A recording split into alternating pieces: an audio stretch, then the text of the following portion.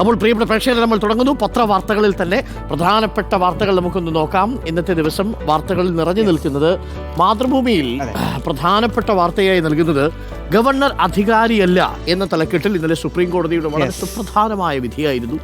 കേരളം മാത്രമല്ല, തമിഴ്നാടിൽ മാത്രമല്ല. തമിഴ്നാടിന്റെ കാര്യത്തിലാണ് വിധിയെങ്കിലും അത് കേരളത്തിന് ബാധകമാകും, പഞ്ചാബിന് ബാധകമാകും, വെസ്റ്റ് ബംഗാളിന് ബാധകമാകും, തെലങ്കാനയ്ക്ക് ബാധകമാകും. ഈ സംസ്ഥാനങ്ങളിലാണ് പ്രധാനമായിട്ടും NDA ഇതര ഭരണം ഉണ്ടായിരുന്നത്. ഈ സ്ഥലങ്ങളിലായിരുന്നു ഗവർണർമാർ അതിനെ രാഷ്ട്രീയമായിട്ടുള്ളൊരു ആയുധമായി ആർട്ടിക്കിൾ 200 പ്രകാരമുള്ള തങ്ങളുടെ അധികാരം ഉപയോഗിച്ചത്. ആർട്ടിക്കിൾ 200 പ്രകാരം അസൂണസ് ബേബി എന്ന് പറയുന്നത്, അതായത് നിയമസഭ ഒരു ബില്ല് പാസ്സാക്കിയാൽ അത് ഗവർണറുടെ പക്കലേക്ക് എത്തിയാൽ 3 ഓപ്ഷനേ ഉള്ളൂ.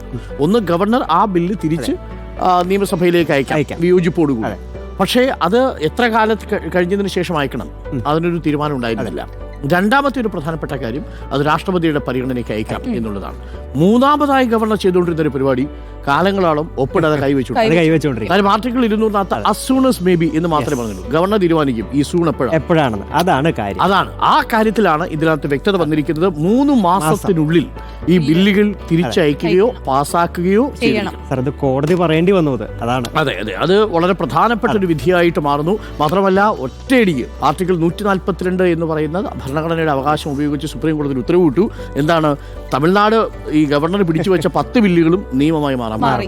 ഗവർണറുടെ ഒപ്പില്ലാതെ. അങ്ങനെ കൂടുതൽ കളിച്ചാൽ ഗവർണറുടെ ഒപ്പ് വേണ്ട എന്നുള്ളതാണ് പ്രധാനപ്പെട്ട കാര്യം. ഈ മനോരമയുടെ ഹെഡ് അതുകൊണ്ടാണ്, രാഷ്ട്രീയ കളി വേണ്ട. ദേശാഭിമാനിയിൽ എങ്ങനെയാ? ഗവർണർ ഭരിക്കേണ്ട. നോക്കൂ, മനോഹരമായ ടൈറ്റിലാണ്. ഗവർണർ അധികാരിയല്ല എന്ന് മാതൃഭൂമി, രാഷ്ട്രീയ കളി വേണ്ട എന്ന് മനോരമ, ഗവർണർ ഭരിക്കേണ്ട. മാധ്യമത്തിലെ തലക്കെട്ടെന്താ? മാധ്യമം ഗവർണർമാർക്ക് വീറ്റോ അധികാരമില്ല. സിമ്പിൾ ആണ്. നമുക്ക് നമ്മുടെ നാട്ടിൽ പ്രത്യേകിച്ച് വീറ്റോ അധികാരമില്ല. പോക്കറ്റ് വീറ്റോ ആയിട്ട് കൊണ്ട് നടന്നതാണ് ഗവർണർ ആ അധികാരം. ആ പോക്കറ്റ് വീറ്റോയുടെ പോക്കറ്റ് കീറി എന്നുള്ളതാണ്. ചുരുക്കത്തിൽ പറഞ്ഞാൽ ഗവർണർക്ക് വീറ്റോ അധികാരമില്ല. ബില്ലുകളിൽ 3 മാസത്തിനകം തീരുമാനമെടുക്കണം. ഗവർണർമാർക്കല്ല, ജനഹിതത്തിനാണ് വിലയെന്ന് ഓർമ്മിപ്പിച്ചിരിക്കുന്നു സുപ്രീം കോടതി. രാഷ്ട്രീയ കാരണങ്ങളാൽ നിയമസഭയുടെ വഴിമുടക്കുന്നത് ജനഹിതം ലംഘിക്കലാവും എന്ന് പറയുന്നു. സമയം ക്രമം പാലിക്കാത്ത ഗവർണറുടെ നടപടി പരിശോധിക്കും. അനുമതി തടയുന്ന ബില്ലുകൾ കാരണസഹിതം തിരിച്ചയക്കണം. തിരിച്ചയച്ച ബില്ലുകൾ നിയമസഭ വീണ്ടും പാസാക്കിയാൽ അത് ആദ്യത്തേതിൽ നിന്ന് വ്യത്യസ്തമാണെങ്കിൽ മാത്രമേ രാഷ്ട്രപതിക്ക് അയക്കാവൂ.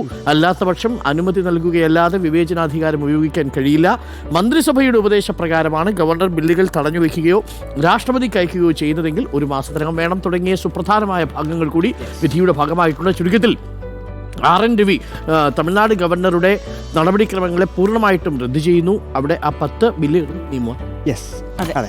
ഇനി നമ്മള് മനോരമയിൽ തന്നെ ലീഡ് എന്ന് പറയുന്നത് ഗവർണറാണ്. നമുക്ക് പക്ഷെ മറ്റൊരു വാർത്തയുണ്ട്. ഈ കോൺഗ്രസ് സമ്മേളനമാണ്, ACC. അപ്പോൾ വിശാല പ്രവർത്തക സമിതിയിൽ രാഹുൽ ഗാന്ധിയുടെ ആഹ്വാനം എന്താണെന്നല്ലേ? മതനിരപേക്ഷതയ്ക്കായി നിർഭയം പോരാടൂ എന്നാണ് രാഹുൽ ഗാന്ധി ആഹ്വാനം ചെയ്യുന്നത്. സ്വാതന്ത്ര്യത്തിന് ശേഷം 2ാമത്തെ തവണയാണ് ഗുജറാത്തിൽ ACCയുടെ സമ്മേളനം നടക്കുന്നത്. ഇന്നലെ വിശാലമായ പ്രവർത്തക സമിതി യോഗം കഴിഞ്ഞു. ഇന്നിപ്പോ ACC സമ്മേളനം അഹമ്മദാബാദിൽ നടക്കും, പട്ടേലിന്റെ സ്വന്തം സ്ഥലത്ത് ഷാഹിബാഗിൽ, അല്ലേ? ദേശാഭിമാനിയിൽ അങ്ങനത്തെ ഒരു വാർത്തയേ ഇല്ല. ദേശാഭിമാനി കോൺഗ്രസിന്റെ ACC സമ്മേളനം നടക്കുന്നതായിട്ട് അറിഞ്ഞിട്ടേ ഇല്ല. പ്രത്യേകിച്ച് ഗുജറാത്തിൽ തന്നെ ഒരു ടെസ്റ്റ് ഡോസ് ആയി ഉപയോഗിക്കുകയാണ് അവരുടെ പുനഃസംഘടനാ രീതി എന്ന് പറയുന്നത്. DCC-മാർക്ക്, ജില്ലാ അധ്യക്ഷന്മാർക്ക് അധികാരം നൽകിക്കൊണ്ട്. എന്താണ് മനോരമ എങ്ങനെയാണ് വാർത്ത കൈകാര്യം ചെയ്യുന്നത്?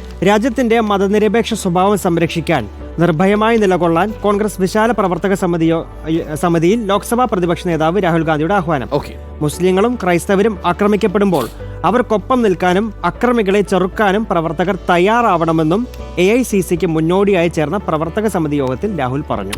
ഞങ്ങളുടെ സർദാർ എന്ന തലക്കെട്ടിലാണ് മാതൃഭൂമിയിൽ ആ വാർത്ത റിപ്പോർട്ട് ചെയ്തിരിക്കുന്നത്. പ്രത്യേകിച്ച് സർദാർ വല്ലഭായ് പട്ടേലിനെ BJP രാഷ്ട്രീയമായി ഹൈജാക്ക് ചെയ്ത സാഹചര്യത്തിലാണ് പട്ടേലിനെ തിരിച്ചുപിടിക്കാൻ വേണ്ടി കോൺഗ്രസ് ശ്രമം നടത്തുന്നത്. സംഘപരിവാർ പ്രത്യയശാസ്ത്രത്തിനെതിരെ സർദാർ വല്ലഭായ് പട്ടേൽ എടുത്ത നിലപാടുകളെ ഉയർത്തിക്കാട്ടുന്ന പ്രമേയം AICCയുടെ വിശാലക പ്രവർത്തക സമിതി യോഗം അംഗീകരിച്ചു. പട്ടേലിന്റെ 150ാം ജന്മവാർഷികമാണ് കേട്ടോ. ആ 150ാം ജന്മവാർഷികത്തോടനുബന്ധിച്ചാണ് പട്ടേൽ സ്മാരകത്തിൽ, ഷാഹിബാഗിലെ പട്ടേൽ സ്മാരകത്തിൽ കോൺഗ്രസ് സർദാറിൽ നിന്ന് അകന്നു പോകില്ല. സർദാർ, നെഹ്റു ഇതെല്ലാം കോൺഗ്രസിന്റെ പാരമ്പര്യത്തിൽപ്പെട്ടതാണ്. പക്ഷെ വിയോജിപ്പുകൾ ഉണ്ടാവുമല്ലോ. കോൺഗ്രസ് എന്ന് പറയുന്നത് വിയോജിപ്പുകളുടെയും യോജിപ്പുകളുടെയും ഒരു വിശാലമായ മഴവിൽ കൂടാരമാണ്. അപ്പോൾ അതിൽ നെഹ്റുവും പട്ടേലും തമ്മിൽ അഭിപ്രായ വ്യത്യാസം ഉണ്ടായിരുന്നു. പക്ഷേ അവരുടെ ആദ്യത്തെ മന്ത്രിസഭ എന്നുള്ളത് അത്യുഗ്രൻ മന്ത്രിസഭയുമായിരുന്നു. മാത്രമല്ല, ഈ പട്ടേൽ ഒരു കാലത്ത് നമ്മുടെ ശ്യാമപ്രസാദ് മുഖർജിക്ക് കത്ത് എഴുതിയിട്ടുണ്ട്. ഈ RSSകാര് തന്നെ കൊല്ലാൻ നടക്കുന്നു എന്നുള്ളത് ആ പ്രമേയത്തിൽ അത് ഉൾക്കൊള്ളിച്ചിട്ടുണ്ട്. മാത്രമല്ല RSSനെ 1948 ഫെബ്രുവരിയിൽ നിരോധിക്കുന്നതും ഇതേ പട്ടേലാണ്. അപ്പോൾ ആ പട്ടേലിനെ ഒരു കാരണവശാലും RSSന് വിട്ടുകൊടുക്കില്ല എന്നുള്ളതാണ് വിശാല പ്രവർത്തക സമിതി യോഗത്തിലെ പ്രമേയത്തിന്റെ കാതൽ. ദേശാഭിമാനിയിൽ എന്താണ് ലീഡ് വീണ? ഈ ഉൾപേജിൽ ഞാൻ നോക്കി വന്നപ്പോഴേ ഒരു വാർത്ത കണ്ടതാണ്. ഈ മാധ്യമ പ്രവർത്തകനെ ചുട്ടുകൊന്നു. എവിടെയാണ് സംഭവം? അതായത് ഈ മധ്യ ഗാസയിലെ ഇസ്രായേൽ വ്യോമാക്രമണത്തിൽ സംഭവിച്ചതാണ്. പക്ഷെ ഈ ചുട്ടുകൊന്നു എന്നൊക്കെ ഒരു ടൈറ്റിൽ കണ്ടപ്പോ അത് ഷോക്കിംഗ് ആയി. സത്യം. മാത്രമല്ല അവിടെ മാധ്യമപ്രവർത്തകരെന്നില്ല, കുഞ്ഞുങ്ങളെന്നില്ല, ഇപ്പോഴും ആക്രമണം തുടരുകയാണ്. പലപ്പോഴും നമ്മളുടെ വാർത്തകളിൽ ഒരു ദിവസം 50 പേർ കൊല്ലപ്പെട്ടു എന്നുള്ളതൊന്നും ഒരു വലിയ വാർത്തയല്ലാതായി മാറുന്നു എന്നുള്ളത്. ഒരു മരണ വാർത്ത നമ്മൾ 66 പ്രേക്ഷകർക്ക് അങ്ങനെ ചില സംശയങ്ങളുണ്ട്. നമ്മൾ ഒരു മനുഷ്യൻ മരിച്ചാൽ അത് ചിലപ്പോൾ ദിവസങ്ങളോളം നീണ്ടു നിൽക്കുന്ന ചർച്ചയാവും. ഗാസയിൽ ഓരോ ദിവസവും മരിച്ചു വീഴുന്നത് 50-ലധികം മനുഷ്യരാണ്. പക്ഷെ നമ്മൾ വലിയ വാർത്തയോ വലിയ ചർച്ചയോ ഒന്നും ആക്കുന്നില്ല. നമുക്കത് വികാരമായി മാറുന്നില്ല എന്നുള്ളതാണ്. മാധ്യമത്തിലേക്ക് വന്നാൽ മാധ്യമത്തിൽ ഗവർണറുടെ വിഷയത്തിന്മേലുള്ള സുപ്രീം കോടതിയുടെ തീരുമാനമാണ് പ്രധാനപ്പെട്ട വാർത്തയായിട്ടുള്ളത്. ഗവർണർമാർക്ക് വീറ്റോ അധികാരമില്ല, സമയക്രമം നിശ്ചയിച്ചു കോടതി എന്ന് പറയുന്നു. മാത്രമല്ല ജസ്റ്റിസുമാരായ JB പർദിവാലയും R മഹാദേവന്റെയും ചിത്രസഹിതമാണ് ആ വാർത്ത പ്രസിദ്ധീകരിച്ചിരിക്കുന്നത് മാധ്യമം പത്രത്തിൽ. അതോടൊപ്പം വിജ്ഞാപനവുമായി കേന്ദ്രം വഖഫ് ഭേദഗതി നിയമം പ്രാബല്യത്തിലായിരിക്കുന്നു എന്നുള്ളതാണ് ഏറ്റവും പ്രധാനപ്പെട്ട കാര്യം. സുപ്രീം കോടതിയിൽ തടസ്സ ഹർജി നൽകി കേന്ദ്ര സർക്കാർ ഹർജികൾ 15-ന് പരിഗണിക്കും. എന്തൊരു വേഗതയായിരുന്നു അല്ലേ? ബില്ലുകൾ ലോക്സഭ പാസാക്കുന്നു, രാജ്യസഭ പാസാക്കുന്നു, തൊട്ടടുത്ത ദിവസം രാഷ്ട്രപതിയുടെ ഒപ്പുവയ്ക്കുന്നു. റൂളുകൾ സഹിതം, ചട്ടങ്ങൾ സഹിതം വിജ്ഞാപനം ഇറങ്ങി. പ്രതിഷേധം നടക്കുന്നുണ്ട്. ഒരു ഭാഗത്ത് സുപ്രീം കോടതിയിൽ കേസും നടക്കുന്നു. ഒരുപാട് ഹർജികൾ സുപ്രീം കോടതിയിൽ എത്തുന്നുണ്ട് എന്നുള്ളതാണ് ഏറ്റവും പ്രധാനപ്പെട്ട കാര്യം. മുസ്ലിം ലീഗും കോൺഗ്രസും അതേപോലെ സമസ്തയും DMKയും എല്ലാം സുപ്രീം കോടതിയെ സമീപിച്ചിട്ടുണ്ട് എന്നുള്ളതാണ്. മറ്റൊരു പ്രധാനപ്പെട്ട വാർത്തയുള്ളത് CPIയുമായി ബന്ധപ്പെട്ട വാർത്ത ഇന്ന് മാധ്യമം പത്രത്തിന്റെ ആദ്യ പേജിലുണ്ട്. വിമത ഭീതി എന്ന തലക്കെട്ടിൽ CPIയിൽ മത്സരത്തിന് വിലക്ക്. ഇന്നലെ വന്നൊരു പ്രധാനപ്പെട്ട വാർത്തയായിരുന്നു. അതായത് ചോദ്യത്തോട് രോഷാകുലനായി ബിനോയ് വിശ്വത്തെ അങ്ങനെ കാണുന്നതല്ല പൊതുവെ. മത്സരം നടന്നാൽ സമ്മേളനം സസ്പെൻഡ് ചെയ്ത് വീണ്ടും നടത്തും എന്നുള്ളതാണ് പറയുന്നത്. അത് പാർട്ടിയുടെ ജനാധിപത്യത്തിനെതിരാണെന്നുള്ളതാണ് CPIയിലെ നേതാക്കൾ പറയുന്നത്. പക്ഷേ അതിന് ബിനോയ് വിശ്വത്തിന്റെ വിശദീകരണം, പാർട്ടിയുടെ നന്മയ്ക്കും വളർച്ചയ്ക്കും വേണ്ടി ചിലത് ചെയ്യും, ഞങ്ങളുടെ ജോലി ചെയ്യാൻ അനുവദിക്കണം, മാധ്യമങ്ങളുമായി യുദ്ധത്തിനില്ല, എന്നാൽ വാർത്ത ചോർത്തി നൽകുന്നവരെ മാധ്യമങ്ങൾ പ്രോത്സാഹിപ്പിക്കേണ്ട എന്നുള്ളതാണ്. പക്ഷേ ഒന്ന് ആലോചിച്ച് നോക്കൂ, ചോർത്തി നൽകാൻ മനുഷ്യരില്ലെങ്കിൽ പിന്നെ എങ്ങനെ വാർത്ത ഉണ്ടാവും?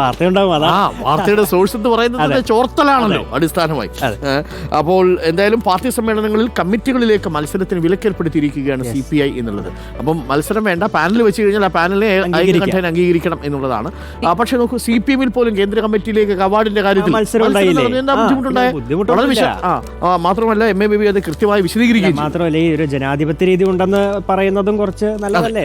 ഹിന്ദു പത്രത്തിലേക്ക് എത്തിയാൽ പ്രധാനപ്പെട്ട വാർത്തയും അതുതന്നെയാണ്. സുപ്രീം കോടതി pulls up Tamil Nadu governor sets deadline to clear bills എന്നുള്ളതാണ് പ്രധാനപ്പെട്ട ലീഡ് വാർത്ത. അതുമായി ബന്ധപ്പെട്ട് സ്റ്റാലിന്റെ പ്രതികരണവും ദ ഹിന്ദു പത്രം ആദ്യ പേജിൽ നൽകുന്നു. ഹിസ്റ്റോറിക് സുപ്രീം കോടതി verdict is a victory for all states. Ruling on Tamil Nadu applies to its ongoing case Kerala till supreme കോടതി. ഇപ്പോൾ കേരളത്തിൽ 13-ാം തീയതിയാണ് കേരളത്തിന്റെ പരിഗണിക്കാൻ പോകുന്നത്.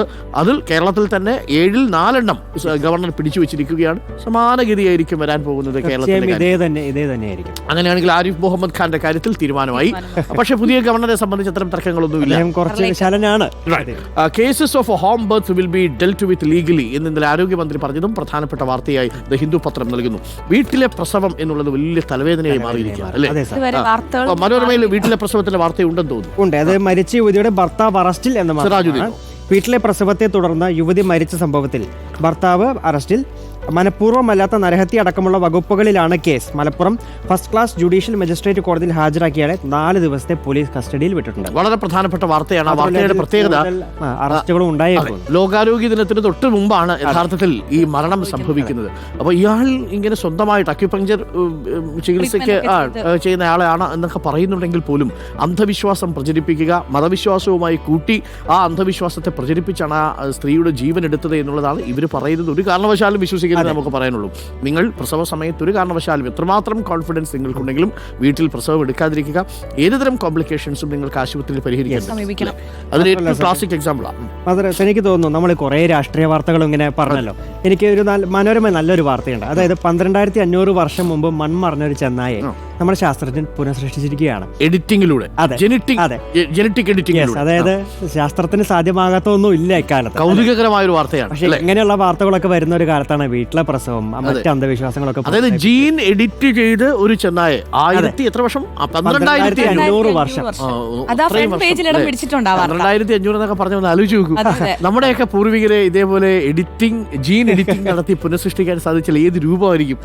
വീണയ്ക്ക് ആഗ്രഹം ഉണ്ടാവില്ലേ? 12,500 വർഷങ്ങൾക്ക് മുമ്പുള്ള 12,500 എത്ര തലമുറയായിരിക്കും? 1,00,000 അപ്പുറമുള്ള തലമുറയാ, 1,00,000 അപ്പുറമുള്ള അപ്പന്മാർ എങ്ങനെയിരിക്കും? ഈ വംശനാശം സംഭവിച്ച മറ്റ് ജീവികളൊക്കെ ഇങ്ങനെ പുനഃസൃഷ്ടിക്കാൻ സാധിച്ചാൽ ഈ ഡിനോസറൊക്കെ വന്നാൽ വലിയ കാഴ്ചയാണ്. എന്തായാലും വളരെ സാങ്കേതികമായി വളരെ വലിയൊരു മാറ്റമായിരിക്കും. യെസ്. മറ്റൊരു പ്രധാനപ്പെട്ട വാർത്തയോട് കൂടി നമുക്ക് ഇത് അവസാനിപ്പിക്കാം. ട്രംപിന്റെ ചുങ്കം ചെമ്മീനിനെ ചതിച്ചു എന്നൊരു വാർത്ത കൂടിയുണ്ട്. മൊത്തം ചതിച്ചിരിക്കുകയാണ്. ചൈനയ്ക്ക് 104%, ഇന്ത്യക്ക് 26%. അമേരിക്കൻ പ്രസിഡന്റ് ഡൊണാൾഡ് ട്രംപ് പ്രഖ്യാപിച്ച പകരച്ചുങ്കം രാജ്യത്തെ മത്സ്യമേഖലയെ പിടിച്ചുലയ്ക്കുമ്പോൾ ഉഭയകക്ഷി ചർച്ചയ്ക്കായി സമ്മർദ്ദം. ഇതിനായി കേന്ദ്ര സർക്കാരിൽ സമ്മർദ്ദം ചെലുത്തുന്നതിനായി സമുദ്രോൽപ്പന്ന കയറ്റുമതിക്കാർ ഡൽഹിയിൽ ചർച്ച തുടങ്ങി.